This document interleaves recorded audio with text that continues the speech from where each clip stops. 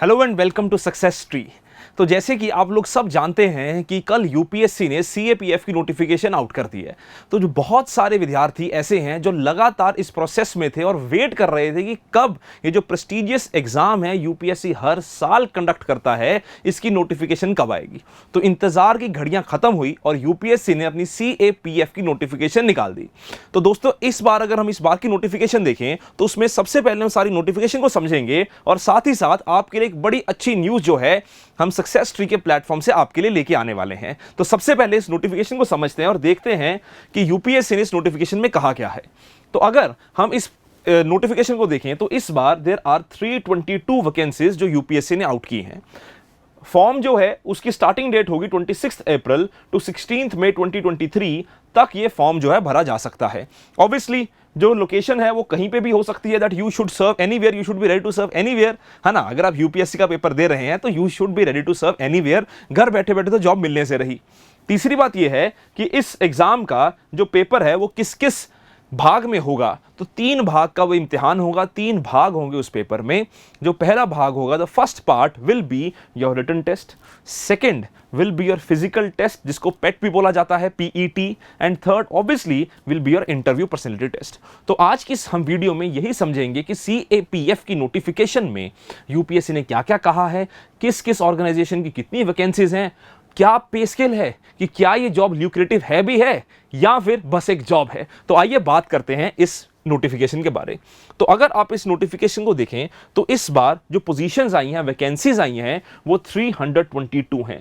और उसको अगर हम फर्दर क्लासिफाई करते हैं जैसा कि यूपीएससी ने अपनी नोटिफिकेशन में किया है, तो बीएसएफ की वैकेंसीज हैं 86, सीआरपीएफ की हैं 55, सीआईएसएफ की हैं 91, आईटीबीपी की हैं 60 और एसएसबी की हैं 30। तो दोस्तों, ये बड़ा इंपॉर्टेंट आपको समझने की जरूरत है कि ऑलमोस्ट सारी ही सेंट्रल आर्म्ड पुलिस फोर्सेस में यूपीएससी ने अच्छी खासी वैकेंसीज निकाली हैं। 322 वैकेंसीज, 322 वैकेंसीज कोई कम वैकेंसीज नहीं होती हैं। जो विद्यार्थी हैं, जो स्टूडेंट या एस्पिरेंट काफी समय से प्रिपेयर कर रहा है और इसको काफी बरस से क्लियर करने की आवश्यकता कर रहा है। आइए आगे देखते हैं इस वैकेंसीज में कहा क्या गया है। अगर एलिजिबिलिटी की बात करते हैं, एलिजिबिलिटी बड़ी बेसिक है, सिंपल से सिंपल आपको ग्रेजुएशन की डिग्री चाहिए। इसमें ऐसा कुछ नहीं है कि आपको बीटेक करी होनी चाहिए या बीकॉम करी होनी चाहिए या 60% हो या 70% हो, कुछ नहीं है।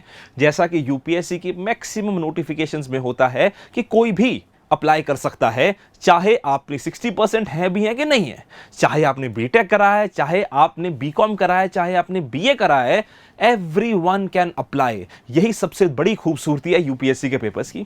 तो दोस्तों, इसमें भी यूपीएससी ने सिंपल सी एक बात कही है, that who all can apply, that the candidate must hold a bachelor's degree और a graduation from any recognised university. तो सिंपल आपने ग्रेजुएशन करी होनी चाहिए और वो ग्रेजुएशन के बेसिस के ऊपर आप अप्लाई कर सकते हैं। बस इतनी सी ही इसका एलिजिबिलिटी क्राइटेरिया है। और अगर हम एज लिमिट की बात करें तो एज लिमिट जो है वो है कि 20 साल minimum and 25 years maximum. 20 years minimum and 25 years maximum, and he must have been born not earlier than 2nd August 1998 and not later than 1st August 2003। तो ये जो उन्होंने थ्रेशोल्ड रखा है कि जो बच्चा है, जो एस्पिरेंट है, जो अप्लाई कर रहा है, वो aspirant should not be born earlier than 2nd August 1998, कि आप 2nd August 1998 के बाद you should have been born, and the upper limit is 1st August 2003। तो अगर आप अप्लाई कर रहे हैं तो मतलब क्या है कि जो 20 से 25 साल की रेंज है, जो 20 से 25 ईयर की रेंज है, वो इस कैटेगरी में फॉल करनी चाहिए। तो ये तो है जनरल कैटेगरी के लिए एज लिमिट। उसी के साथ साथ कुछ एज रिलैक्सेशंस भी हैं जो कि हैं शेड्यूल कास्ट और शेड्यूल ट्राइब के लिए, जो है 5 ईयर्स, ओबीसीज के लिए 3 years, civilian central government servants 5 years, मतलब ex servicemen will also be eligible for this relaxation, and domiciled in state of Jammu and Kashmir इस पीरियड में 5 years। तो ये जो कैटेगरीज हैं इनके लिए ये कुछ बेसिक रिलैक्सेशंस हैं जो दी गई हैं यूपीएससी के द्वारा।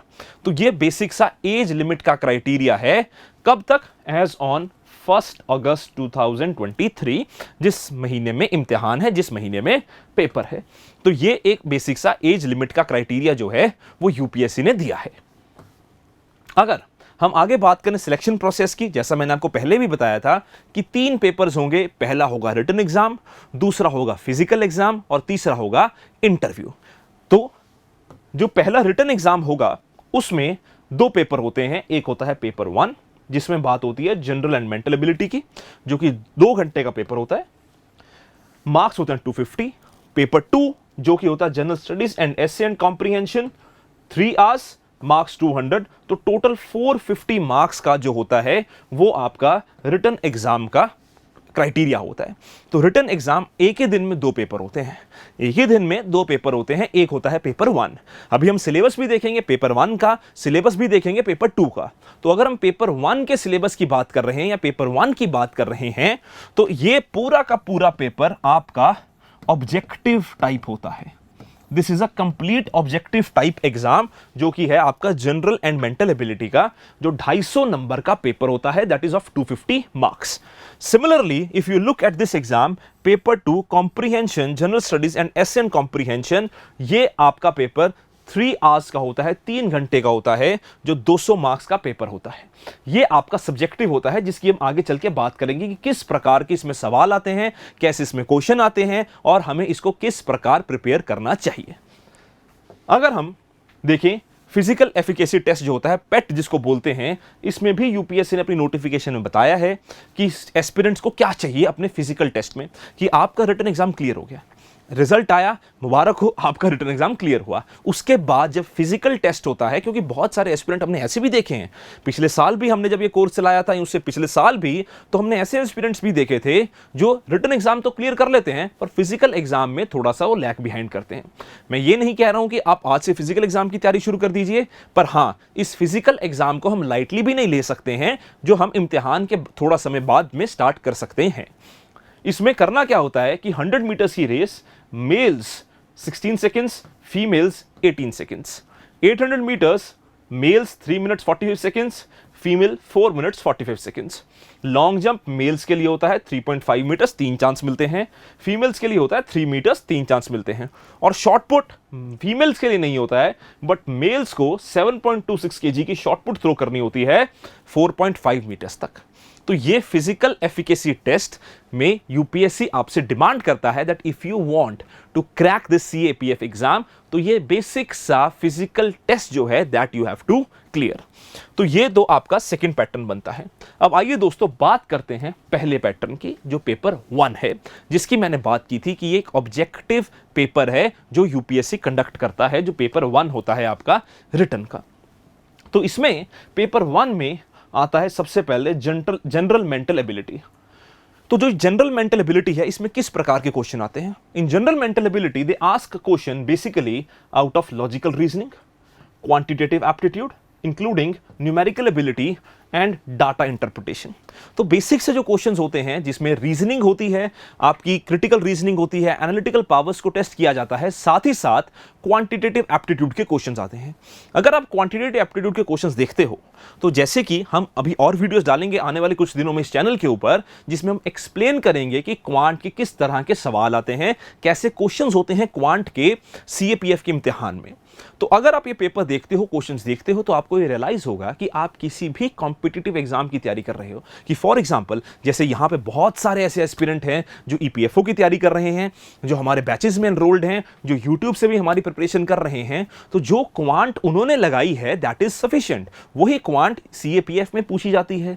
ऐसे भी विद्यार्थी हैं जो सीएपीएफ का एग्जाम देते हैं या जो ईपीएफओ का एग्जाम दे रहे हैं, जो सिविल सर्विसेज की तैयारी करते हैं, जो हमसे ही जुड़े हुए हैं या मैक्सिमम हमसे जुड़े हुए हैं हमारे दूसरे इनिशिएटिव राज मल्होत्रा आईएएस के अंतर्गत।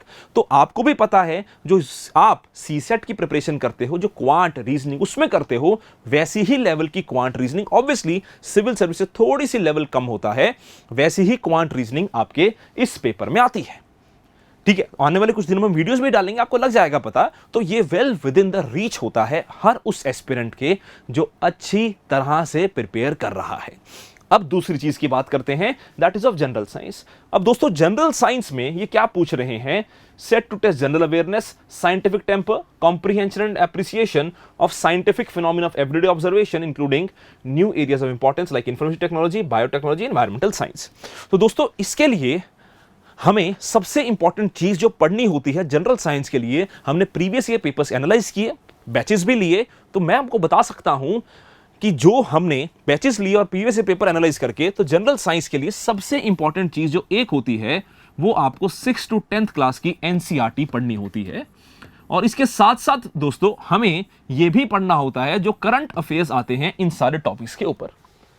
ठीक है, तो साइंस की जो एनसीईआरटी होती है, जिसको आम भाषा में बेसिक साइंस कहा जाता है, वो बेसिक साइंस इसके लिए बहुत इंपॉर्टेंट रहती है। साथ ही साथ जो करंट अपडेट्स होते हैं, करंट इवेंट्स होते हैं, वो भी इसके लिए इंपॉर्टेंट रहते हैं। तो ये आप जनरल साइंस के पैटर्न से इसको एनालाइज कर सकते हो।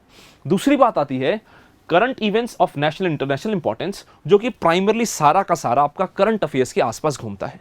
तो अगर आप प्रीवियस ईयर पेपर देखते हो तो आपको पता होगा कि यूपीएससी सीएपीएफ में करंट अफेयर्स की वेटेज भी ठीक ठाक रहती है। अभी हम डिस्कस भी करेंगे कि कैसे कैसे वेटेज किस एग्जाम की आती है या किस कंपोनेंट की आई है पिछले कुछ समय में। तो अगर हम करंट अफेयर्स की बात कर रहे हैं तो वो भी हम आपके कवर करवाएंगे, इस चैनल के ऊपर ही कवर करवाएंगे।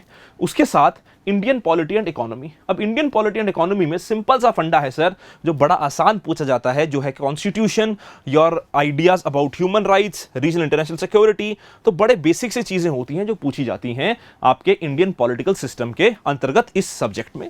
तो इंडियन पॉलिटी और इकोनॉमी जो बड़ी बेसिक आती है वही पूछी जाती है। हमें ऐसा नहीं है कि we have to go into the philosophical understanding of the things, नहीं सर, हमें फिलोसॉफिकल अंडरस्टैंडिंग में नहीं जाना है, हमें बिल्कुल बेसिक चीजों में इस चीज के साथ रिलेट करना है। तो तीसरी चीज तो आपकी ये होगी इंडियन पॉलिटी एंड इकोनॉमी। अगर हम आगे मूव फॉरवर्ड करते हैं हिस्ट्री ऑफ इंडिया, तो हिस्ट्री ऑफ इंडिया में अगर हम देखें तो यहां पे बात की जाती है specifically growth of nationalism and freedom movement की। तो इसमें एंशिएंट मेडिवल कल्चर जो बाकी चीजों में आप पढ़ते हो उसकी उतनी ज्यादा वेटेज नहीं है, क्योंकि सिलेबस में स्पेसिफिकली मेंशन्ड क्या है, सिलेबस में स्पेसिफिकली मेंशन्ड है आपका nationalism and freedom movement, the growth in the areas of nationalism and freedom movement। तो हमें दोस्तों ये समझने का बड़ा जरूरी होता है, we have to understand this कि what we are studying for a particular exam should be well within the framework of the syllabus. हम ऐसा नहीं है कि हम रैंडमली कुछ भी उठा के पढ़ने लग जाएं। सिलेबस में आपके सामने ये दिया हुआ है कि भाई पॉलिटी और इकोनॉमी में से किस प्रकार की चीजें पूछी जा सकती हैं, हिस्ट्री में से कैसी चीजें आ सकती हैं, वो सब इसमें कवर्ड है। उसके बाद आता है Indian and world geography. The questions will cover physical, social, economic aspects of geography pertaining to India and the world. तो दोनों ज्योग्राफीज, चाहे इंडियन ज्योग्राफी हो चाहे वर्ल्ड ज्योग्राफी हो, दोनों के सवाल इसमें पूछे जा सकते हैं। जो जैसे कि मैंने आपको पहले भी बताया है, फिर से बता रहा हूं कि आने वाले कुछ दिनों में हम पूरे के पूरे सीएपीएफ के एग्जाम का पैटर्न का आपके साथ डिस्कशन करेंगे और बताएंगे कि इसको किस प्रकार आप तैयार कर सकते हो बेहतर तरीके से। उसके बाद आते हैं दोस्तों पेपर 2 के ऊपर। बहुत सारे एस्पिरेंट्स के हमें फोन भी आए हैं स्पेसिफिकली पेपर 2 के लिए, तो उनके लिए भी मैं आपको बता देता हूं कि पेपर 2 के लिए भी हम क्लासेस कंडक्ट करेंगे इसी चैनल के ऊपर, जिसमें आपको सारा पेपर 2 समझाया जाएगा पूरी इलेबोरेशन के साथ, पूरी एक्सप्लेनेशन के साथ। अगर हम इस पेपर 2 को देखते हैं, इस पेपर 2 में आपकी बात आती है जनरल स्टडीज एसे, इंग्लिश और Hindi, precis writing, comprehension, divide into 2 parts. Essay section पहला पार्ट होता है which will be based on Indian history, especially freedom struggle, geography, polity, economy, knowledge of security, etc. etc. Paper 2 का जो paper part B है, this will cover comprehension, precis and other communication language skills, जिसमें English grammar भी आती है। तो जो second paper होता है, जैसे मैंने आपको पहले बताया था, पेपर 1 जो है वो ऑब्जेक्टिव टाइप है, पेपर 2 जो है, ये जो पूरा पेपर है जो पूरा इंग्लिश के आसपास घूमता है, ये आपका थोड़ा सब्जेक्टिव टाइप पेपर होता है। अब दोस्तों इसमें ऐसा नहीं है कि आप ये देखो कि आपको इंग्लिश कैसे, जैसे हम स्कूल जाते हैं ना, हम बोल लेते हैं कि कल छुट्टी चाहिए तो लेटर लिख दो, ऐसी चीजें नहीं आएंगी हमें। अगर मैं आपको एग्जांपल दूं, जैसे यूपीएससी ने पिछले पहले काफी समय पहले इसके अगर प्रीवियस ईयर क्वेश्चंस देखें पेपर 2 के, तो उसमें उन्होंने कंपैरिजन पूछ रखा था इंडिया चाइना का, बीच में एक आपका ऐसे लिखने को दिया हुआ था। तो जो आपके नेशनल और इंटरनेशनल सिक्योरिटी इश्यूज होते हैं, हिस्टोरिकल चीजें होती हैं, पॉलिटिकल चीजें होती हैं, उनके आसपास आपको ऐसे लिखने को दिए जाते हैं। ऐसा नहीं है कि completely out of the box या आउट ऑफ द ब्लू ऐसे पूछ लेते हैं, बिल्कुल वही चीजें होती हैं जिनके साथ आप करंट अफेयर्स में एसोसिएट कर सकते हो। उन्हीं चीजों के ऊपर एसेस जो हैं या टॉपिक्स जो हैं इस पेपर 2 में दिए जाते हैं। अब ये तो रहा पेपर 2 और पेपर 1 की बात। अगर हम देखें पिछले कुछ समय में कि किस प्रकार में से या किस भाग में से या किस टॉपिक में से कितने क्वेश्चंस आए हैं, how many questions have been asked in last few years out of which topics, so let us see this thing. So if we analyze from 2016 to 2020, तो अगर हम 2016 से 2020 तक एनालाइज करें, so you see the weightage of current affairs. So you see the weightage of current affairs कि 29, 10, 11, 18 and 26. Art and culture 3 and 0, 2, 2, 1. Ancient में पिछले साल ज्यादा सवाल पूछे, मेडिवियल के 5 सवाल पूछे, मॉडर्न के 5 सवाल पूछे। उसी प्रकार ज्योग्राफी में world geography 9 questions, Indian geography 6 questions, polity 20, economy 10, micro economics 4, biology 9, physics 9, chemistry 9, environment 9। तो आप हिसाब लगाओ कि टोटल जो क्वेश्चंस आपके जनरल स्टडीज में से पूछे जा रहे हैं वो 110 है लास्ट ईयर। तो आप वेटेज देखो कि 2016 से 2020 तक जो नॉर्मली वेटेज आ रह रही है जनरल स्टडीज की, वो आपकी 105 to 110 की रेशियो में रह रही है। 105 to 110 की रेशियो में प्राइमरली वो वेटेज आपकी जो है वो रह रही है।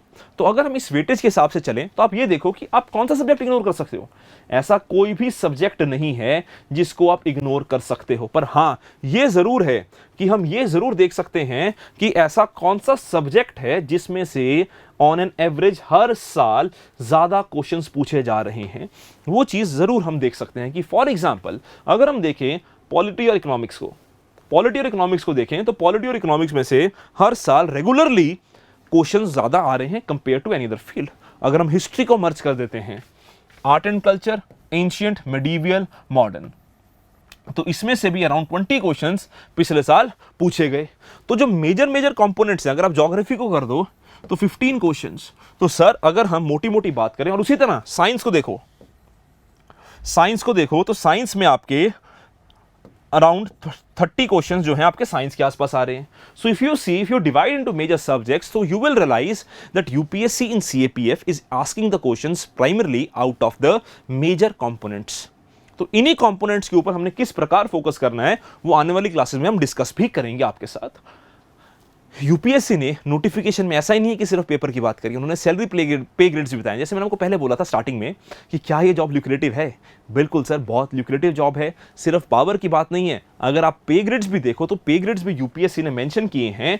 तो असिस्टेंट कमांडेंट का जो पे स्केल मेंशन किया है, बेसिक पे 56,100 से 1,77,500, and you see it goes up to director general which is 2,25,000। Pay band 4, पे बैंड 3, पे बैंड 3, ये सारा का सारा जो है यूपीएससी ने अपनी नोटिफिकेशन में मेंशन किया है, ताकि एस्पिरेंट्स को ये पता हो कि सर पावर, सपना और पैसा तीनों लिंक्ड है ना। क्योंकि हमने तो देखो, हमने इस तरह मेहनत करनी है ताकि हम इस एग्जाम को क्रैक कर पाएं, और उस क्रैक करने के बाद हमें पावर मिलेगी, देश सेवा मिलेगी, है ना। आप इस पेपर में तभी बैठ रहे कि आप कुछ देश के लिए अच्छा करना चाहते हो, तो देश सेवा, पावर और साथ ही साथ सरकार आपका बेहतरीन ध्यान रखती है by giving you good salaries as well. तो दोस्तों अगर हम इस चीज की कट ऑफ भी देखें तो लास्ट ईयर जो कट ऑफ गई थी जनरल की थी out of 250 117.34, EWS economically weaker section 110, OBC and general was same, SC 101, ST 99, ex serviceman 25।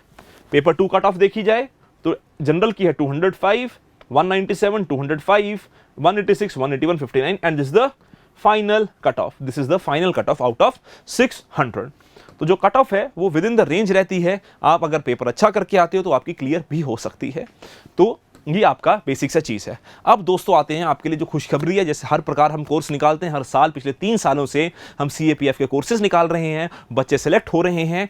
और अभी जैसे ईपीएफओ को आप सब जानते हैं जो हमारे साथ इस चैनल पर जुड़े हुए हैं, तो आपके लिए हम एक बड़ा ही बेहतरीन सा कोर्स लेके आए हैं जो कि है कंप्लीटली रिकॉर्डेड लेक्चर्स, जिसमें ऐसा नहीं है कि अगर रिकॉर्डेड दे उसके बाद थैंक यू वेरी मच, नहीं सर, उसमें साथ हम with in every week there will be a live doubt session with the concerned faculty जो आपके वो कोर्सेज पढ़ा रही है।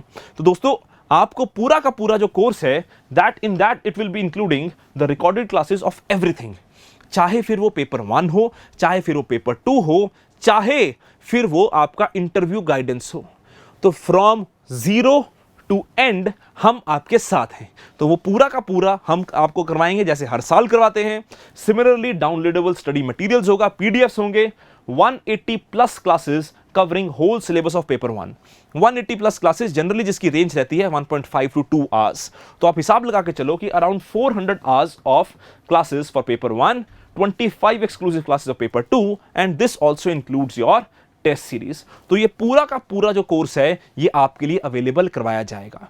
डिस्क्रिप्शन में लिंक दिया है, हमने कोर्स ऑलरेडी बना दिया है, और मेरे को ये वीडियो बनाने से पहले ही बताने में बड़ी खुशी हो रही है कि बच्चे इस कोर्स में एनरोल कर रहे हैं। ठीक है, इस कोर्स की जो फीस है हमने बड़ी ही नॉमिनल रखी है, which is just around 3000। Course की ओरिजिनल फीस 6000 थी, पर जैसे ही अभी बैच लॉन्च हुआ है तो अर्ली बर्ड डिस्काउंट हम दे रहे हैं, which is merely the course is 3000 rupees. इस 3000 रुपीज में हम आपको सब कुछ कवर करवाएंगे। हर सब्जेक्ट की रिकॉर्डेड क्लासेस होंगी, लाइव डाउट सेशंस होंगे हर कंसर्न्ड फैकल्टी के साथ। आपके सबके पास पोर्टल का एक्सेस होगा, उस पोर्टल पे आपको लेक्चर्स भी दिए जाएंगे, उस पोर्टल के ऊपर आपको स्टडी मटेरियल भी दिया जाएगा। आप सबका अलग से टेलीग्राम ग्रुप भी बनेगा जिसमें आप कम्युनिकेट कर सकते हो। आप टीचर्स को मेल के थ्रू या उनके नंबर्स जो आपके साथ शेयर किए जाएंगे उनके थ्रू डाउट्स भी पूछ सकते हो। तो सब कुछ जो है आपको इस कोर्स में मिलेगा। मैं ऐसा नहीं कह रहा हूं कि जैसे बाकी बोलते हैं कि सर आप ये कर लो, हो जाएगा, ये कर लो। सर हर पेपर की एक डेडिकेटेड प्रिपरेशन होती है, वही डेडिकेटेड प्रिपरेशन करवाने के लिए ये एक्सक्लूसिव कोर्स हमने बनाया है। लास्ट ईयर इसकी फीस जो थी हमने 6000 रखी थी, जितनी इस बार रखी है, पर इस बार हम एक अर्ली बर्ड डिस्काउंट दे रहे हैं एस्पिरेंट्स के लिए, क्योंकि बहुत सारे एस्पिरेंट्स की डिमांड आ रही थी कि सर क्या हमें कुछ 5000 से कम मिल सकता है। हमने कहा बिल्कुल मिल सकता है। एक आपको finalised study material, best quality material भी देंगे, बेस्ट लेक्चर्स भी देंगे at a very nominal price, that is just around 3000 rupees. आप इसको डिस्क्रिप्शन में देके लिंक से ज्वाइन कर सकते हैं, और अगर कुछ और जानकारी चाहिए तो आप इस दिए हुए नंबर पे भी कांटेक्ट कर सकते हैं। तो I hope I see you in the lectures and you like this video. Please start your course and fulfil your dreams. Thank you.